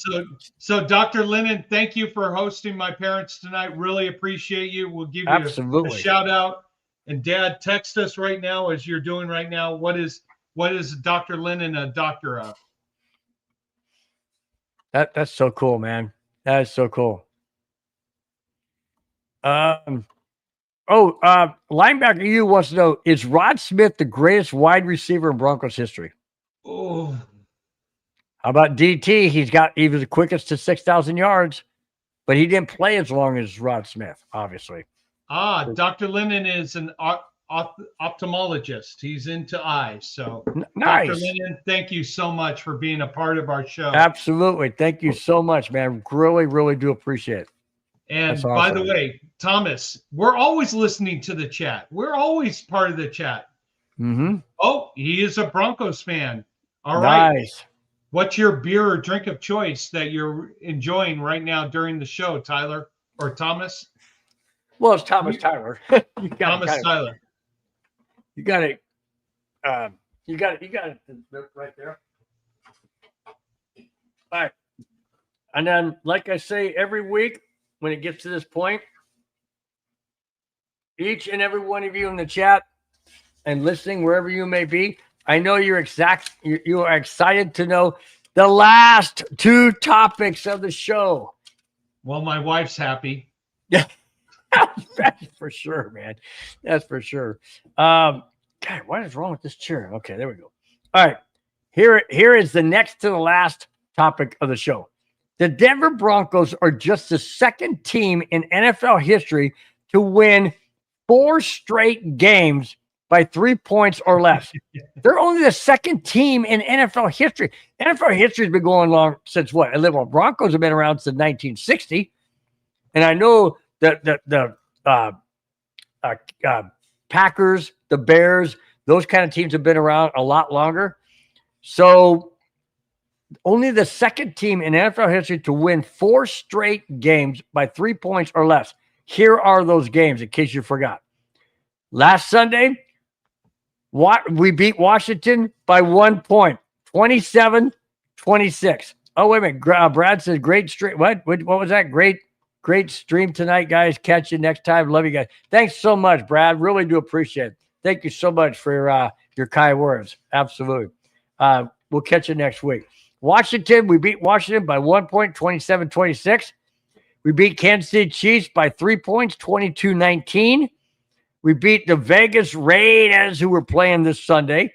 Well, this was a squeaker, 10-7.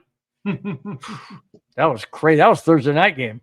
Yep. And then before that, we beat Houston by 3 points, 18-15. Now, if the Broncos beat the Raiders by 3 points or less this coming Sunday, we're in the record books for 5 straight. Are you hoping for a 5 straight, or do you want a blowout? No, you know what? I don't care how we win. I just want to win. And if it's by 3 points, if it's a blowout, if my blood pressure medicine, I have to triple it, that's fine. Look, the karma. Don't overdose, dude. Jeez. I'm out of my medication. My hydrochlorothiazide. Oh boy. Yep. Anyways, but this is a great thing that we have right now. We have the mojo to win. We're playing with fire like crazy right now. But as I said, we play down to our competition. We play up to our competition. Which scares me for this Sunday's game. Scares me for this Sunday's game, and I will look at the point spread here. 7.5. 7.5. Yep. Yeah, we were favored by, I believe, 7 or 7.5 against Washington. Beat them by 1. No, we were favored by 5.5. Okay, and beat them by 1. Beat them by 1. That's scary. I will say this: it doesn't matter how you win; it's getting the W. And it helps the momentum of this team. It helps the chemistry of this team. It helps the culture of this team. Yes, we don't want to be in a situation where the Raiders are up by 10 points and we have to come back in the fourth quarter to scramble. Tebow time. What concerned me about the Washington game, as I said earlier, we played great in the first 3 quarters, having first 5 drives, we had a punt, 2 touchdowns, 2 field goals. Mm-hmm. After that, we had interceptions and punts in the fourth quarter. As I said before, this was the first fourth quarter that we got outscored since week 3. Yeah. So, and was that because we had a week off and we lost our momentum? Possibly. Is it because we weren't well prepared for Washington on defense? Possibly. Now we're back into a rhythm. Okay, we played Sunday. We're going to have a full week of regular scheduled practice. Then we're going to be playing the Raiders on Sunday. Let's see if we can get this momentum back. I want to see us come out and make a statement, not a nervous wreck statement, a statement. What's the crowd look like? What do you think the crowd's going to look like? 2/3 Broncos, half and half, 1/3 Broncos. Half and half. Yeah, that's. Why is my dog barking? That's a fun I would say that's a good drive, but of course there's snow over this I-70. I've been following it. I was going to try to visit my parents for Thanksgiving, but there was a forecast of snow over the I-70, so I couldn't drive up there. I love driving that I-70 route. Now, Bottom line is, linebacker U is a Raiders fan for life, and he says he believes Denver will win by 21. I can't go there. In fact, I cannot go there. You guys might be shocked by my score, but anyways, we will get there in just a minute. Linebacker. What the Broncos do is they keep us in the edge of our seat like a good film. They keep you waiting for that next little traumatic pause or that next little special situation. Well, that's what Victor Lapp says right here. He says we're called the cardiac Broncos now because they always, our heart's always pounded. Oh yeah, every fourth quarter, man. 1, 2, 7, 20, 60. My pulse isn't that bad yet, but let's just see what happens. The best thing is we want to see a complete game from this team, both on offense and defense. Absolutely. And Jay Weaver jumping in here. Hey, Jay, what's going on, man? Hope you all had a great holiday. Harvey is due for his first 100-yard game this week. You know what? I hesitate, Jay, and here's why. Harvey doesn't see the hole and have faith that it's going to be there.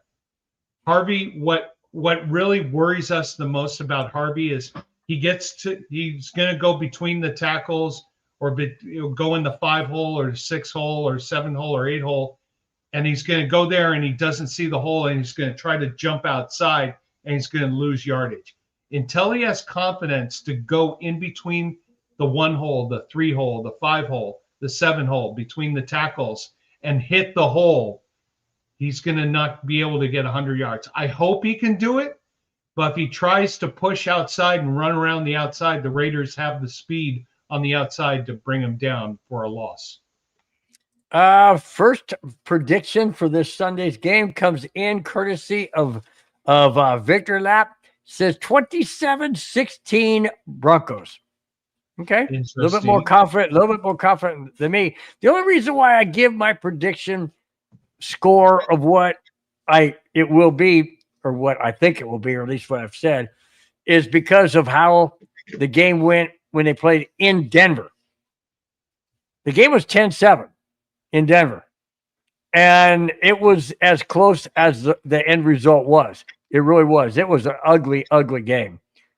Wow, linebacker said 24-3 Broncos? Holy smokes, dude. Put the pipe down. 24-3. Wow. I don't see that. That's coming from a Raiders fan. That's a Raiders fan. I do have some very valuable information that came in literally 7 minutes before the show.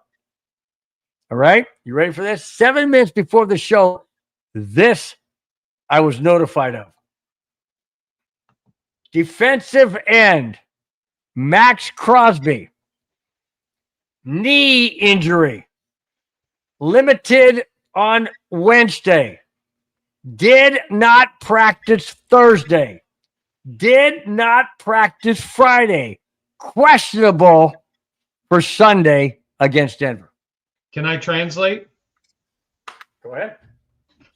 Hey, we want you to get healthy for the next season. So why don't you take the rest of the season off and let the defense do what they want to do so we can lose the game and get a better draft pick. Can you believe that? Knee injury, limited on Wednesday, did not practice Thursday or today. Questionable for Sunday. That means he's not playing. Getting moved? Ooh. Getting moved where? Moved to a different team? I hope not. Why not? He could come to Denver. We'll take him. Yeah, we'll take him. Hey, you come want on, man?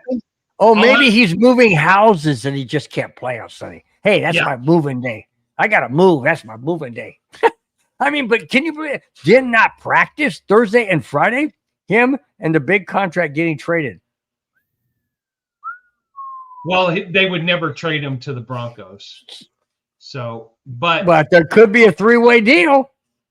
No, they would never trade him to the Broncos. No, I'm saying there could be a three-way deal. He gets traded to Dolphins. Dolphins trade him to Denver. Dolphins don't care. It's happened before, dude. But if this is, I don't know if it's true or not. I don't know. But what I read you is absolutely factually true. That came from the Raiders on the website, came from the Raiders injury report. Whoa, sources say he's going to Detroit and going to play with, who is their big Aiden? No. Is it Aiden? The guy they drafted. Okay, wait a minute. If he didn't practice, because let's just hypothetically say he's getting traded. That doesn't work with the NFL. You can't sit a guy just because you're going to trade him. There has to be an injury. So is there really a knee, or are they making that up? And it's Hutchinson. Yeah. Thank you, linebacker.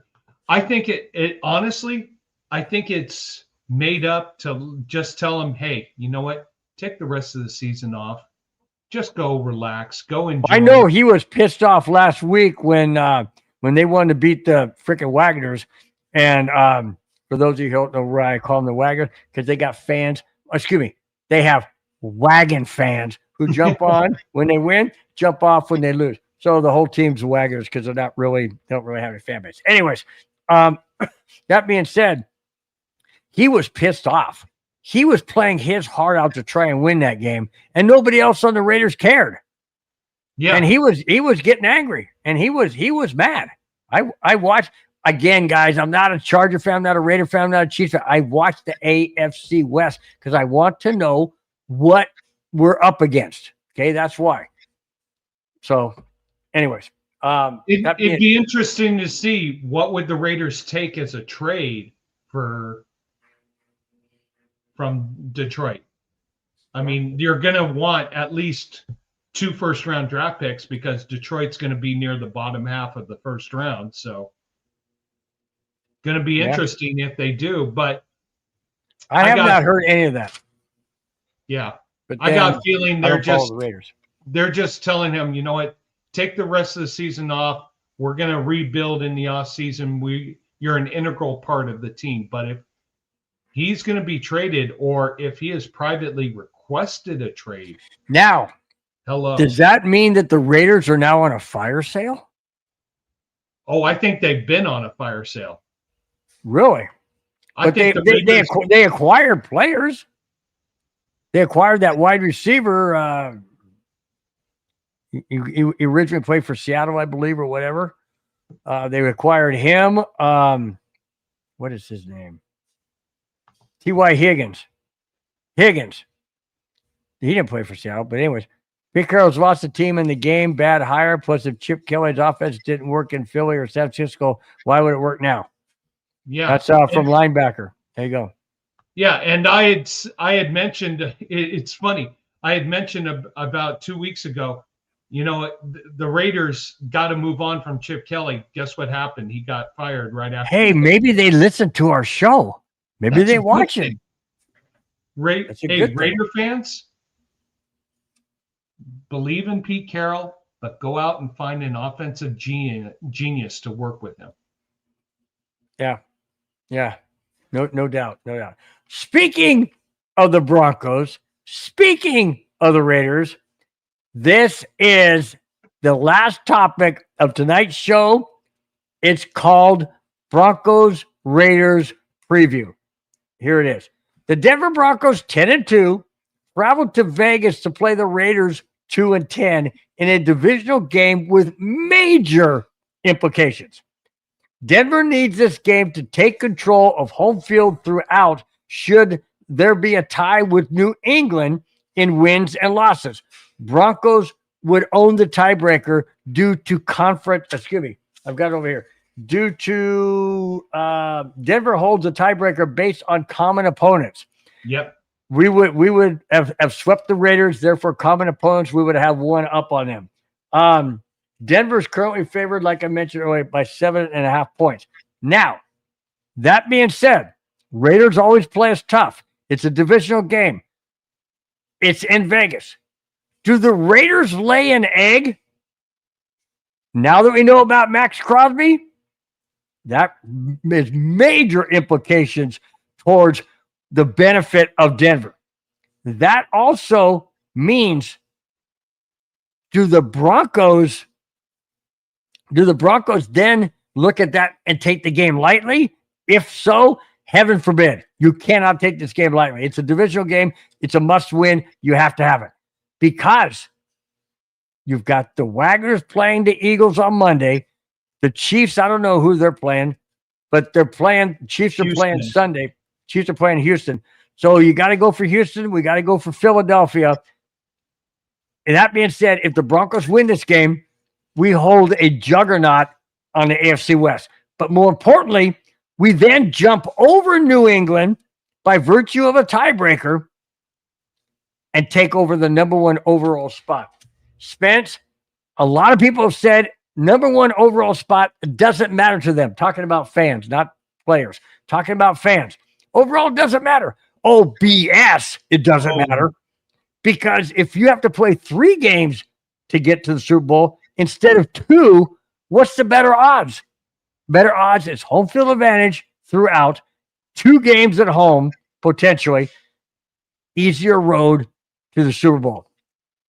In your opinion, Spence, is this a must win for Denver going forward in the last 5 games of the season?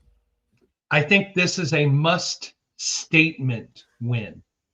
I'm really torn between, and I look at this from a spread perspective. If the story is correct that that linebacker you has said that Max Crosby is not going to play, that's going to change everything, because I had my prediction for the game of 17-10 Broncos, the spread being 7.5. I didn't say my prediction, but I'll say that at the end when you're. Go ahead. But I will tell you right now, if Max Crosby is not playing, then I'm going to change my prediction to 28-9 in favor. What was it originally? 17-10 Broncos. Okay. Close to mine. I think the Broncos definitely win this game. Home field is a substantial goal for these guys. They don't have to travel and don't have to get it. And think about everybody who would have to come to you. Baltimore, if they get in, who has been a nemesis of us, they would have to 5280 altitude, mile high altitude. There you go. Buffalo, who kicked our you-know-whats last year, they would have to come to us. Patriots, with all their momentum, they would have to come to us. Mm-hmm. Houston, if they got in. Jacksonville, if they got in. They would have to come to us during the winter season to see us. Pittsburgh, if they got in with all their bad momentum, they would have to come to us.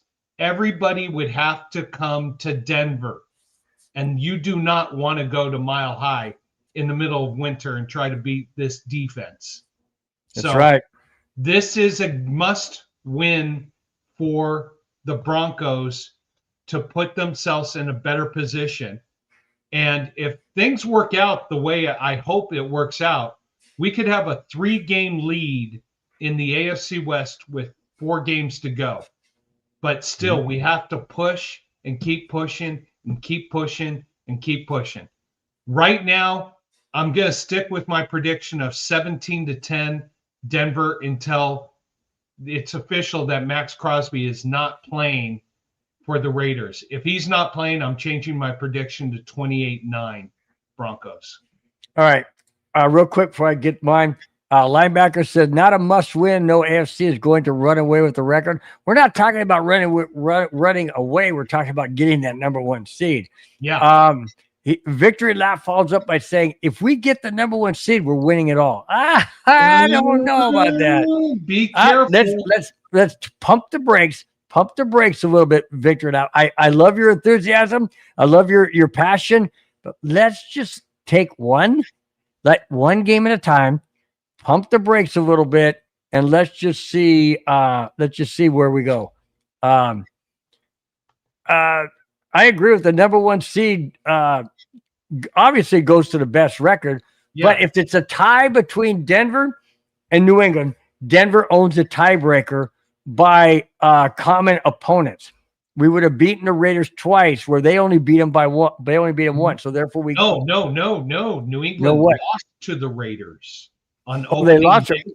But we already beat the Raiders, so why is this game important to? Oh no, it's not that. It's we would jump ahead of them, common opponents and overall conference. That's why it's conference. Well, no, the conference record would be the same. It's the common opponents, and you don't want a situation where they're 0-1 against the Raiders. We're 1-1. Oh, got it. Let's be 2-0 against the Raiders and have that dominance, so that you don't go to the next tiebreaker. I see what you're saying. Yeah, right. Because we play them twice and they only play them once, so you have to throw out one of those games, which is the win. Victory lap. I have so many of my friends who are Rams fans who keep saying the same exact thing. My buddies Bill, Chris, and Brett Elder, they have been telling me this all season. It's going to be Rams and Broncos in the Super Bowl. Hey, I like how the Rams are playing. They had a little hiccup going to Carolina. I don't think they were ready for that game. But the Rams, was a shocker. Wow. That was a shocker. But if the Rams can get home field advantage or even have the 2 seed, I still think they're going to be making big strides going into the NFC playoffs. All right. You said 17-10. You're holding fast to that until you find out about Max Crosby. Yes. I say the Broncos will be the only team in the NFL history to win 5 straight games by 3 points or less. I have the Broncos 17 and the Raiders 14. That's what I have it, because we won 10-7. So let's just up it a little bit, make it 17-14. That's my prediction. Broncos go in the record books as the only team with 5 straight 3 points winning by 3 points or less. Hold on now. Patriots are due to run out of gas. Very young team with injuries right now of important start. Well, you know, you can't rely on they're doing it with smoke and mirrors, but they also have an easy schedule. Look at their division. You got Miami, blah. You've got Buffalo not doing good, and you have the Jets. Yeah, really? Come on. But who's doing good playing in their division? That's 6 wins right there. But hang on one sec. They have to face Baltimore in Baltimore, and they have to play Buffalo at home. Those 2 games are going to be telling them a lot. Yeah, and guess who we got? We have here the last 5 games, guys, goes like this, right? Raiders road. Next week, Green Bay in Denver. Followed by Jacksonville in Jacksonville. Followed by the Chiefs Christmas Day in Kansas City. And then we end up at home against the Wagoners. You think those are easy games? Sure. Patriots may have 2 hard games. We got 4 out of 5. 4 out of 5. We got the Chiefs, the Chargers, the Jaguars, and the Packers. I mean, Raiders could beat us for all I know. I mean, any given Sunday, any team can win. Let's just hope it's not this Sunday. Oh, God, that would be embarrassing. But I'm just saying, guys, it's going to come down. I've said this all year long. Hey, Y.A. Diddy says, what's up? Do you remember me? Yeah, I remember you, man. What's happening? Glad you're in the chat, man. Thank you so much for being a part of it. Really do appreciate it. Anything can happen. I've said all year long, I've said it's going to come down to the last game of the season. Why? Because it's at home. It's against an AFC West opponent. It's against a team that is a number 2 seed behind the Broncos right now in the AFC West. That's why it's going to come down to that. That's why I need the Eagles to beat them this coming Monday so that we have a bigger gap. Please, Philadelphia, please. I'm going to wear green on Monday. I'm wearing green all Monday. Please win. Anyways. All right. Can you say hi to my little brother, Lucanus? Lou who? Lucanus? I'll let you get. I don't get it. You said it. You said it. Okay, Lucene. Okay. I guess. I don't know what that means. Nice try, turd. You're not getting me. But thank you for being a part of the show. Yeah. I don't know. I get it. Bill is the opposite of optimistic. Well, that's Bill. I'm not. Oh, God. All right, guys. You got to understand. If you've ever watched any of our shows, you've ever seen me on the neighborhood, whatever the case may be, I live in the moment. If the Broncos are trailing like they were against the Giants 19-0 going in the fourth quarter, there's nothing that's told me we're going to win that game. We're down 19-0. The Giants are kicking our butt. We have done nothing to deserve a win. We have to score 3 touchdowns just to be ahead. We end up winning 33-32 because we got 33 points in the fourth quarter. Never saw that coming. How is that not being optimistic? I can't say, oh, yeah, no problem, guys, because what that does to me personally is I sit back and just go, okay, great, no problem. All right, okay, we got a chance. No, I'm a person of energy, of passion, of, if you guys can't tell, I'm that energized guy. I'm the guy that just right there in the moment. I watch the game. I cheer. I go nuts. I go crazy. I get down when we lose. I don't go ballistic. I don't take it out on my wife. No, after the game's over and if we lose, I'm like, oh, God, that was tough. And I walk away. I go over, pick up my dog, hug my dog, kiss my wife, go out and have a barbecue. That's what I am. But in the moment, I am passionate. I'm energized, and I've got that moment status. I don't say what if. I don't say, oh, we should have. No, because I can't change that. There's nothing I can do to change that. I can't jump on the field and say, excuse me, guys, move out the way. I got this. Not happening. All I can do is cheer. I can feel the emotion. I can be there with them. That's why I say we, because I feel what they're going through. Not 100% of what they're going through, but emotionally, I feel that. I feel what I feel, and I'm part of that team at that moment. Do I think the Broncos can win this game? Absolutely. Do I think they can lose this game? Absolutely. We could have lost the game against the Redskins. I mean, Commanders, if we hadn't have had that block. All right, guys, thanks, linebacker. Thanks so much for being in chat. If we hadn't had Nick Benito block that 2-point conversion, could have been a whole totally different. How about going back to the Colts game with that phantom? You pushed off. You pushed off. That was no, we should have won that game, but it was a bad phantom call. Was I disappointed? Absolutely. Was I frustrated? Absolutely. Couldn't change it. Move on. All right. So linebackers said, not this year. Daniel Jones' magic has run out. Yep, I think Indy is starting to fade. Buffalo is done. I can never say they're done because they always have it. It's over for Lamar, especially how he looked. 5 turnovers against Cincinnati. KC is going to hug their trophies. Yeah, KC is done. Pats will lose in the first round. Would not surprise me because the Patriots only have 1 win against a potential playoff team, and that's Tampa Bay. All right? Wow. So, yeah, I mean, here's the victories that the Patriots have this year. Miami, Carolina, Buffalo. Buffalo's a potential playoff team. New Orleans, Tennessee, Cleveland, Atlanta, Tampa Bay. Yeah, but that's the NFC South. The Jets, Cincinnati, and the Giants. So you just named the 3 teams I said that they have an easy schedule with in their own division. Jets, Miami, and Buffalo. There you go. Buffalo's usually a powerhouse, but now for reason.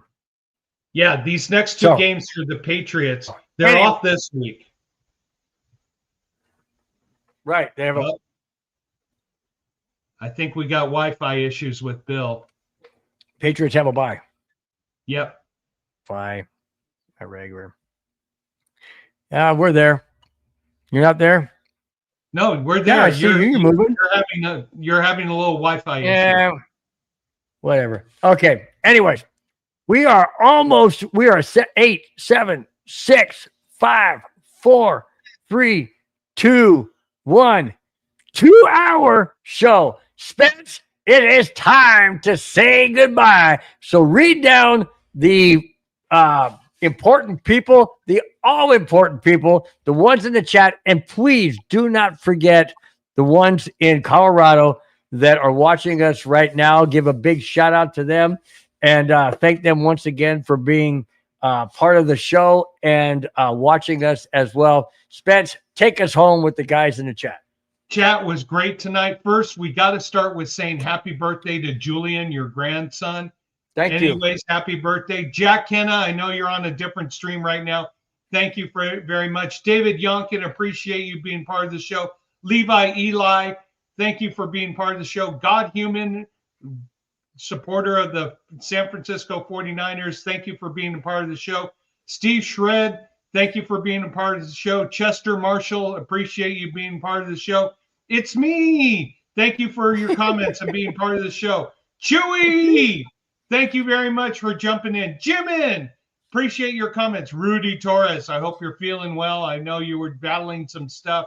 Hope you're doing all right. Brad Harrigan, thank you so much for being part of the show. Zach, with your crazy prediction, but not too crazy, that the Redskins would win in 2027. Redskins, he said. That means they're coming back to their name. I hope so. You, thank you so much. I really appreciate all your comments. Know you're a Raider fan for life, but very insightful. Appreciate you being part of the show. Your comments were wonderful, very insightful. We hope to talk to you some more. Edwin O, thank you for being part of the show. Calvin Barrett, thank you for being part of the show. Calvin, you never answered my question about the Giants head coach. Did you think he should have been fired or not? Anyways, J36312, being a Chicago fan, thank you so much. Cairo, how you doing? Thank you so much, Cairo, for being a part of the show. Joshua, who's a Patriots fan, thank you for being a part of the show. Paul Smith, 5702, thank you for being part of the show. Damian Cole, big Raiders fan, thank you for being a part of the show. Victory Lap, thank you so much for being a part of the show. Thomas Tyler, thank you very much for being part of the show. YAD Diddy, I think I know who you are. Thank you for being part of the show. And Turd Ferguson, I know you tried, or no, it's YAD Diddy tried to get me to say that Lou name. I'm not going to say it. But Turd Ferguson, interesting name. But thank you for being a part of the show. Bill, that's everybody. Let's wrap it up. Guys, thanks so much for being a part of the hang on. And a very special shout out to my mom and dad and Dr. Lennon in ophthalmology up in Colorado. Thank you guys for being part of the show and watching the show as you're having a wonderful cocktail party. We appreciate you being supporters of the show and talking Broncos with us. Bill, take it away. All right. Thanks, guys, for watching the show tonight. Really do appreciate it. First Friday of December. We're heading towards Christmas very, very fast. Guys, real quick announcement. There will not be a Broncos neighborhood this Sunday. But Dungus has family issues he has to deal with. That's not going to happen. His wife is working or doing something, so she can't be part of it. Anyways, we will not have a Broncos neighborhood this Sunday. So, guys, kick back, watch the game, enjoy it without having to hear us crazy guys talk about it. But we will be back a week from this Sunday against the Green Bay Packers. We will be doing that show unless something else comes up. Hopefully not. Guys, have a fantastic weekend. Enjoy the rest of your evening. Enjoy college football Saturday and the Broncos game against the Raiders, a must win, 1 p.m. Pacific time. It's a must win. Guys, like I said, have a fantastic weekend. Till next Friday, we will see you then. Have a great evening. Bye-bye. Fast lane when I pass in the street, bag of money in the passenger seat. Tempo's been asking for me on the road from the west to the east. Way up, I might never come down, cause the coast racking up the flame out.